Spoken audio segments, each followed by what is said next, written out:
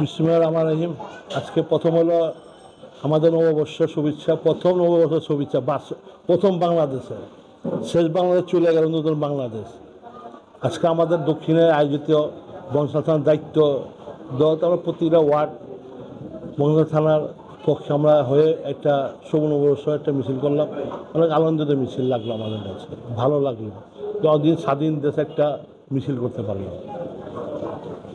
এই যেহেতু বলেন স্বাধীন দেশ আজকে প্রথম নববর্ষ, এই বর্ষবরণ উপলক্ষে আপনার যে কর্মী আছে বা আপনাদের যারা বিএনপি করেন তাদের জন্য কোনো মেসেজ দিতে চান কি? ওদের সঙ্গে ওদের তো আমরা কর্মী, আমার ভাই ব্রাদার সব আমার একই সংসারের লোক। আমরা একটু পরেই সবাই একসাথে খাবো, নববর্ষ করবো, নববর্ষ শুভেচ্ছা বানাবো, এইটাই থাকবে। 31 দফা দাবিতে আমাদের তারেক রহমান চেয়ারম্যান যেটা বলেছে, 31 দফা দাবি হলো এইটা একটা আমার সমন্বয় একটা দাবি। এইটা হওয়াটা মনে করেন আমরা একটা সমন্বয় এক জায়গা হলাম।